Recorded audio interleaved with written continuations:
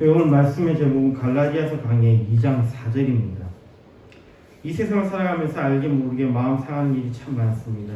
그 중에서도 우리를 정말로 힘들게 하는 것 중 하나를 꼽는다면 믿었던 사람에게 당하는 기만, 즉 사기, 배신도 그 리스트에 있을 것입니다.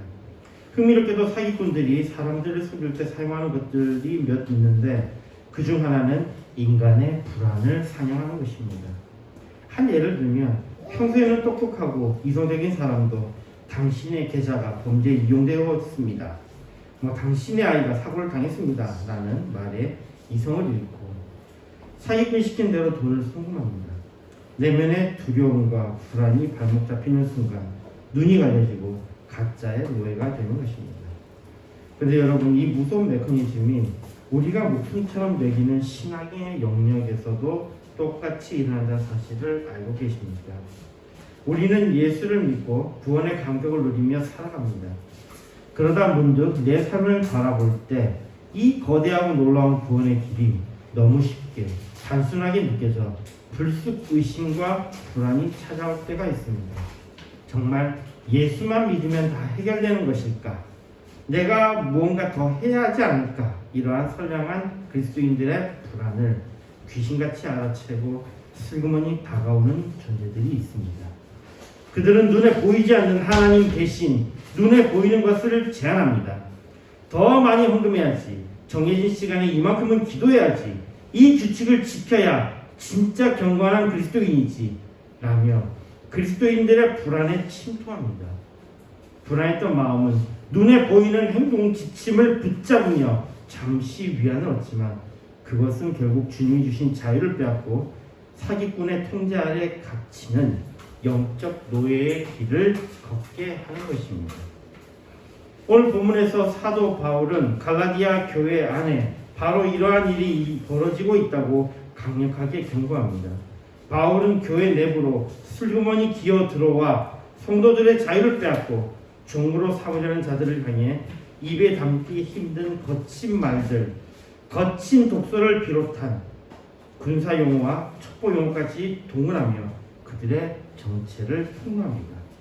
오늘 말씀을 통해 2000년 전 갈라디아 교회를 흔들었던 종교 사기꾼들의 실체를 살펴보고 오늘날 현대 교회 속에서 우리의 영적 불안을 사냥하는 가짜들의 정체는 무엇인지, 그리고 우리는 어떻게 복음의 자유를 지켜내야 하는지 함께 말씀을 나누고자 합니다. 오늘 본문 말씀 갈라디아서 2장 4절입니다. 이는 가만히 들어온 거짓 형제 까닭이라. 저희가 가만히 들어온 것은 그리스도 예수 안에서 우리의 가진 자유를 엿보고 우리를 종으로 삼고자 함이로되. 헬라어로는 다음과 같습니다. Dia de tus parisatkutus pustadelpus hoitines pariselton kataskopesai ten elterian hemon hen ekomen en Cristo Jesu hina hemas katadullusi. 우선 우리가 나눌 말씀은 우리 기독교에 있어서 아주 민감한 문제이며 많은 그리스도인들이 속고 있는 부시다델푸스, 거짓 형제에 대한 것입니다. 바울은 이 거짓 형제들이 우리의 번역에 따르면 이들이 가만히 들어온 것은 우리의 자유를 엿보고 종으로 삼으려 한다고 단호하게 말합니다. 우리말에 가만히 들어온 것으로 번역된 것은 헬라어 동사 에이셀코마이에서 파생된 단어를 사용했습니다. 이 동사는 빠라, 뭐뭐 옆에, 곁에, 비정상적인 방식의 뜻인 단어와 에이스, 안으로라는 뜻의 단어와 엘코마이, 오다, 가다 의미를 가진 단어의 합성어입니다. 오늘 본문 갈라디아서 2장 4절에는 파리셀톤, 즉 과거형 동사 쓰였습니다. 뜻은 슬그머니 기어들어 왔다 정도가 될 것입니다. 고대 문학에서 파리셀코마의 용례를 보면요, 바울 시대 다른 그리스 문헌, 유대인 역사학자 요세푸스, 철학자 플로타코스 등에서 이 단어는 배신자와 정탐꾼의 잠입을 표현할 때, 법정의 사기꾼을 표현할 때, 또 연극의 대역이나 사기꾼을 표현할 때 사용됩니다. 다시 헬라 원문에 디아데투스 파리사크투스 푸시다델투스 부분을 보면 거짓 형제는 파리사크투스라고 말합니다.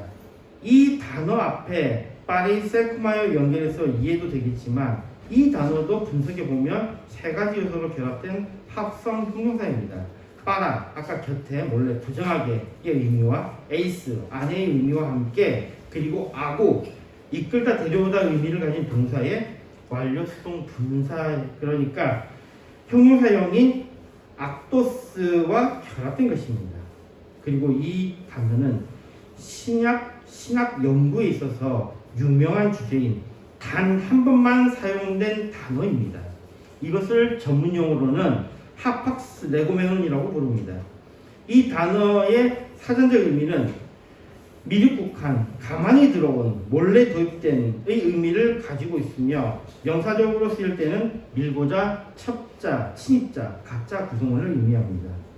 장황하게 이것을 분석한 이유는 바울이 이들을 그냥 쉽게 파리사크토스, 기어들어온 종교 사기꾼이라고 표현한 것을 명확하게 하기 위함입니다. 바울은 본문에서 이들을 향해서 미립국한 스파이, 가짜 형제라는 거친 첩보 군사 용어를 던집니다. 그들은 앞에서 온 유대인은 아니라고 했습니다. 그들은 밖에서 이렇게 들어온 그런 유대인은 아니라고 했습니다. 스스로 예수를 믿는 그리스도인이라고 말하면서 다른 선량한 사람들을 안심시키고 교회 내부로 슬그머니 기어들어온 스파이, 가짜였다는 것입니다. 그들의 목적은 신앙의 교제가 아니라 성도들이 누리는 주체적인 자유를 갖다 스코페어, 정탐하여 꼬투리를 잡고 어떻게든 자신들의 시스템 아래로 갖다 둘로 노예화하려는 정치적 공작이었습니다.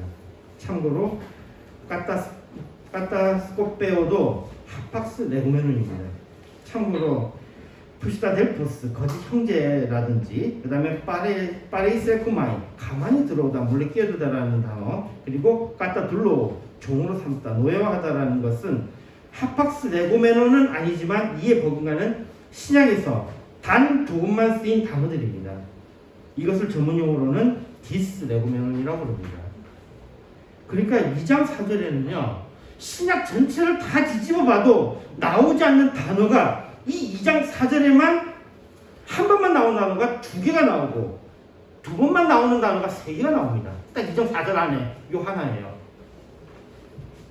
신약 성경에서 한 번 또는 두 번만 쓰였다는 것은 이것은 교회에서 잘 쓰지 않는 단어이라는 것입니다. 그런 단어를 여기서 동원한 것은 얼마나 바울이 분노했는지, 얼마나 격앙되고 긴박한 상황이었는지, 얼마나 심각한 상황이었는지를 짐작할 수 있는 부분입니다. 거짓 형제는 기본적으로 사기꾼이라는 이미지로 이해하면 될 것 같습니다. 친절한 최악의 배신자로 생각하셔도 될 것 같습니다. 친밀한 최악의 배신자. 그러면 누가 이런 거짓 형제일까요?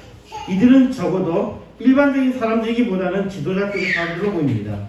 그리고 지금의 우리 기독교에서도 이런 긴박하고 위급한 상황이 전개되고 있습니다. 그 가짜 형제들은 바로 대형교회 목사님들입니다. 모든 목사님들이 대상이 아니면 잘 아실 것입니다. 그러나 이미 여러분들의 머릿속에 떠오르는 분들이 있을 것입니다. 대형교회 목사님을 포함한 다양한 교회 목사님들, 교회 지도자들, 영향력 있는 자칭 그리스도인들까지 가짜 그리스도인임을 말씀하고 있는 것입니다. 갈라디아 교회도 그렇지만 심지어 지금의 교회도 마찬가지입니다. 많은 그리스도인들이 예수를 믿고 구원의 감격에 감사의 생활을 시작합니다. 그러다 이 쉬운 길에 의심이 들 때가 있습니다. 이것만으로 가능한가? 여러분 인용한 말씀이지만 빌립보서 2장 12절에 말씀합니다.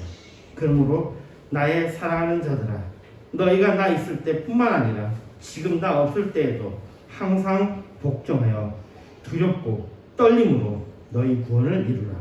물론 13절의 말씀에 너희 안에 행하시는 이는 하나님이시니 라고 말씀하면서 분명히 이 길을 걷는 것은 하나님께서 함께 하심을 말씀하시고 하나님께서 우리의 구원을 이루신다고 말씀합니다.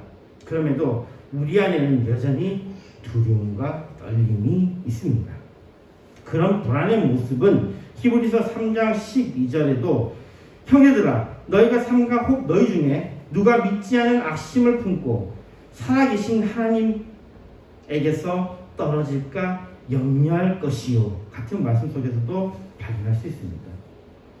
지금의 그리스도인들도 초대교회 그리스도인들도 역사상의 모든 그리스도인들도 모두 이런 마음이 있었을 것이며 있을 것이며 이 마음을 품고 살아갑니다. 그럼에도 이것이 우리를 겸손을 이끄는 중요한 것임을 안다면 이것 또한 감사한 일이 될 것입니다. 그러나 한편으로는 이 두렵고 떨림은 주님의 은혜는 너무 큰데 거기에 비해서 우리가 가는 길이 너무 쉬우니 우리가 뭔가를 더 해야 하지 않을까 하는 그러한 생각이 계속해서 우리를 불안하게 만듭니다. 물론 그리스도인들이라고 하지만 처음부터 그리스도인이 아닌 자들은 또 다른 생각으로 접근할 것입니다. 이런 상황에서 가짜 형제들의 이야기는 상당히 솔깃한 이야기입니다. 눈에 보이지 않는 것을 눈에 보이는 것으로, 경험하지 못하는 것을 경험할 수 있는 것으로 제안하는 것은 불안한 마음에 큰 위안이 됩니다. 그러나 이것은 보이지 않는 하나님을 믿지 못하고 사람들이 만든 우상에 절하는 것과 같은 논리입니다. 다시 강조드리지만 예수 그리스도만으로 족합니다. 더 이상 이것은 필요 없습니다. 우상을 만들어 절하게 함으로 사람들의 마음을 편하게 했던 사악한 거짓 선지자 같이 할례를 행함으로 선을 행함으로 더 많은 헌금을 함으로 더 많이 기도함으로 더 많이 우리가 할 수 있는 것들을 제안하는 그 자들은 바로 거짓 형제들입니다.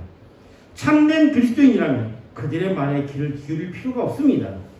이렇게 말씀드리면 에이 누가 그렇게 미련한 거짓된 것을 따르겠어 라고 생각하실 수 있을 것입니다. 그러나 이것은 정말로 우리에게 일어난 일이며 정말로 만만치 않은 것들입니다.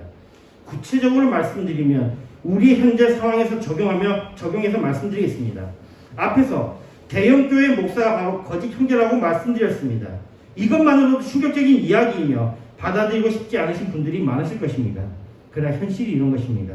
먼저 거짓 형제의 위상을 말씀드리면 그들은 예루살렘 교회에서 사람들에게 영향력을 미칠 수 있는 지도자급의 사람들로 추정됩니다.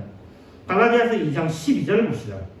야고보에게서 온 어떤 이들이 이르기 전에 게바가 이방인과 함께 먹다가 저희가 오매 그가 할례자들을 두려워하여 떠나 물러가매 심지어 베드로가 두려워하여 물러갈 정도의 영향력이 있는 자들이었습니다.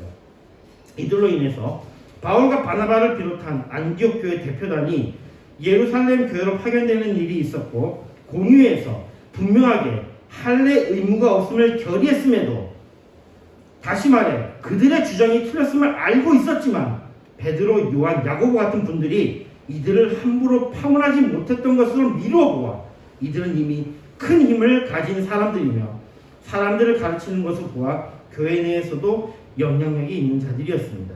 이런 구도를 보면 지금의 딱 대형교회 목사님을 비롯한 영향력 있는 사람들에 부합합니다. 그리고 사람은 권력, 명예를 창조합니다. 그러나 저의 경험으로는 권력과 명예는 어떤 일을 지독하게 하게 하는 것에는 큰 동기가 되지 못합니다. 그러나 돈은 다릅니다. 돈을 위해서는 사람들은 집요하게 행합니다. 예루살렘 교회에서 영향을 미쳤던 거짓 형제들은 교회에 모이는 많은 재물에 큰 관심을 가졌습니다. 그리고 그들은 더 확장해서 더 많은 재물을 보유한 안디옥 교회에도 관심을 가졌을 것입니다. 그들이 더 많은 돈을 마음대로 하기 위해서는 권력과 명예가 따라야 했고 이것에 이용된 것이 율법이며 할례였던 것입니다. 이 구도는 현재 교회에서도 대형교회 목사님에게 똑같이 적용됩니다. 대형교회는 많은 분이 개입됩니다. 그것에 대한 욕심은 더 큰 영향력, 더 큰 명예를 필요로 합니다. 대형교회 목사님은 명예를 위해서 유명대학의 졸업장, 박사학위, 다양한 명함을 수집합니다. 확인해 보십시오. 대형교회 목사님 중에 이런 타이틀이 없는 분들은 극히 드물 것입니다. 권력을 위해서는 이분들이 선택하는 것은 경건생활입니다.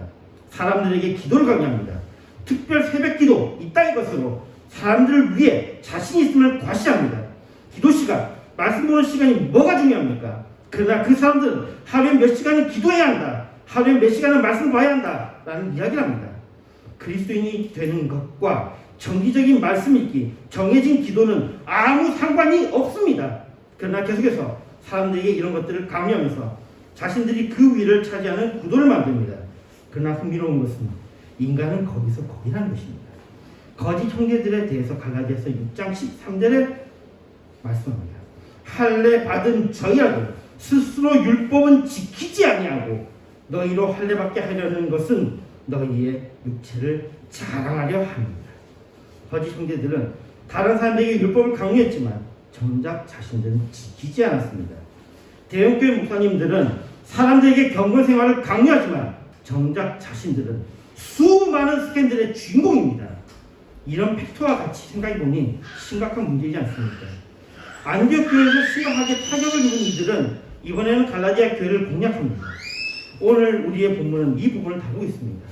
갈라디아 교회에 가만히 들어간 거짓 형제들, 대한민국에 가만히 들어온 대형교회 목사를 비롯한 영향이 있는 자들, 이들은 돈, 명예, 권력을 참 좋아하고 좋아합니다. 그리고 그리스도인들 가운데 드러내고 이런 것들을 좋아하는 자들이 있습니다. 그러나 우려스러운 지점은 주님을 믿는 믿음으로 구원을 얻는 참 그리스도인들 가운데 이들에게 미혹되어 주님이 주신 그 자유를 버리고 아니 뺏기고 다시 종의 삶으로 돌아가지 않을까 염려됩니다. 말씀 읽겠습니다. 이 교묘하고 거대한 영적 스파이들의 공작 앞에서 그리스도인들은 어떻게 우리의 자유를 지켜내야 하겠습니까? 우선 공부하고 싶은 것은 우리의 시선을 인간 지도자가 아닌 오직 예수 그리스도께 고정합시다. 가짜들은 눈에 보이는 타이틀과 정형화된 행위로 우리를 통제하려 하지만 우리 구원의 근거는 오직 십자가의 완전한 은혜뿐입니다. 예수 그리스도만으로 충분합니다. 그리고 이 사실은 성경이 말씀합니다. 다음으로 공부할 것은 우리 안에 두렵고 떨림을 가짜들의 안식처가 아닌 하나님을 향한 참된 순종의 에너지로 바꾸어야 합니다. 내 구원이 취소될까봐 무서워하는 공포에서 벗어나 내 안에서 소원을 두고 행하시는 하나님을 신뢰함으로 가짜들이 만든 율법의 짐이 아닌 사랑으로 역사하는 믿음의 삶의 길을 주체적으로 걸어갑시다. 대한민국 교회를 흔드는 종교 사기꾼들의 속셈에 속지 맙시다. 주님이 필요하신 그 고귀한 자유를 결코 사람들에게 빼앗기지 맙시다. 당당하게 복음의 자유인으로 살아가는 참된 그리스도인이 됩시다. 주님은 우리의 길을 인도하시며 우리를 항상 도우신다고 약속하셨습니다. 우리의 구원은 그 시작이 주님의 은혜입니다. 이에 우리의 구원을 끝까지 주님께 맡긴 것은 어떨까요? 주님의 복을 누리는 참된 그리스도인이 되기를 소망합니다. 빌립보서 1장 6절에 말씀합니다. 너희 속에 착한 일을 시작하신 이가 그리스도 예수의 날까지 이루실 줄을 우리가 확신합니다. 아멘. 기도하시겠습니다. 하늘에 계신 우리 아버지여, 이름이 거룩히 여김을 받으시오. 나라의 임하옵시며 뜻이 하늘에서 인고같이 땅에서도 이루어지리이다. 오늘날 우리에게 일용할 양식을 주옵시고 우리가 우리에게 죄를 사하여 준 같이 우리 죄를 사하여 주옵시고 우리를 시험에 들게 하지 마옵시고 다만에서 구하옵소서. 대개 나라와 권세와 영광이 아버지께 영원히 있사옵나이다. 아멘. 자, 325장 부르면서 준비하신 헌금하시겠습니다.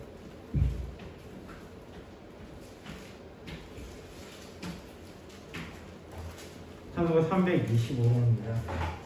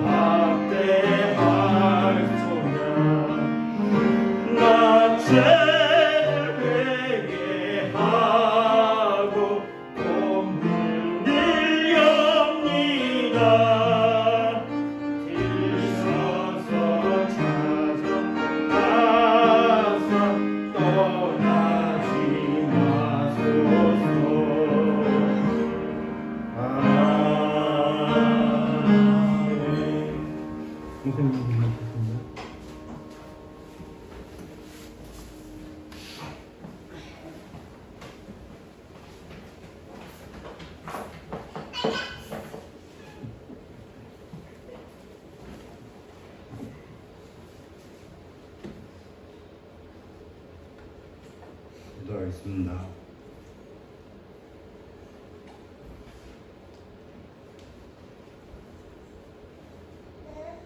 세상모사 12절 드리겠습니다. 최영환 인사님 12절, 최은정 기수님 감사합니다.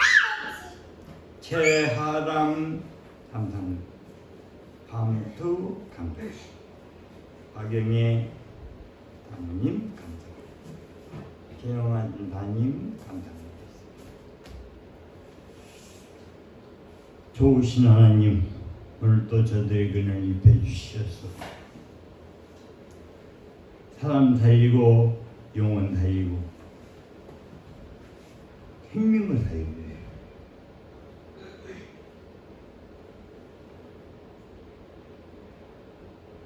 바로 살 수 있는 길을 말씀을 통해서 알게 하시는, 듣게 하시는, 변하게 하심을 감사합니다. 이 시간 이 귀한 예물을 드리겠습니다. 11조로 감사를 드리려합니다.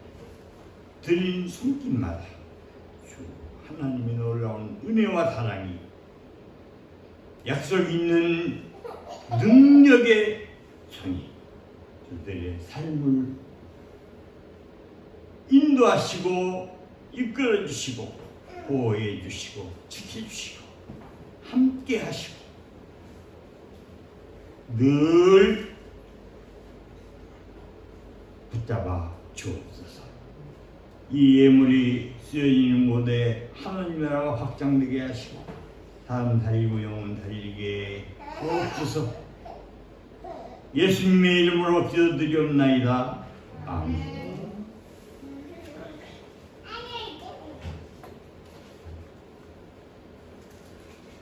찬송가 등장입니다.